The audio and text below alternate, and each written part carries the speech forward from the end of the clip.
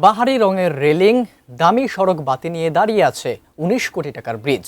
ধুমধাম করে উদ্বোধনও হয়েছে, কিন্তু সংযোগ সড়ক না থাকায় ৩ বছরেও কোনো কাজে আসছে না গাজীপুরের শ্রীপুরে ধাত্রী নদীর উপর সড়ক ও জনপথের সেতুটি।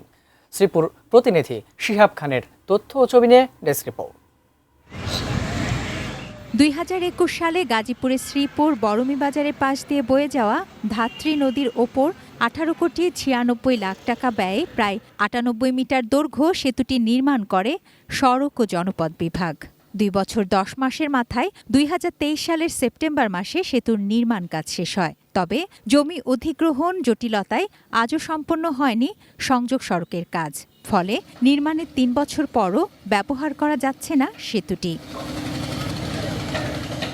১৯ কোটি টাকা ব্যয়ে নির্মিত সেতুটিতে বসে সাপ্তাহিক হাট। খুলে নেওয়া হয়েছে সেতুর বাতি, নাটবল্টু। পূর্ব পাশে সংযোগ সড়ক না থাকায় বালুর বস্তা ফেলে পায়ে চলাচলের ব্যবস্থা করছেন স্থানীয়রা। অনেক সমস্যা, এই সুমের জায়গাটা হয়েছে না, এবারে হয়েছে, এবারে হয়েছে না। দ্রুত মেরামত করে দিলে জনগণের চলাফেরা সুবিধা হইব। রাস্তাটা তো দরকার, করলে জনগণের ভালো।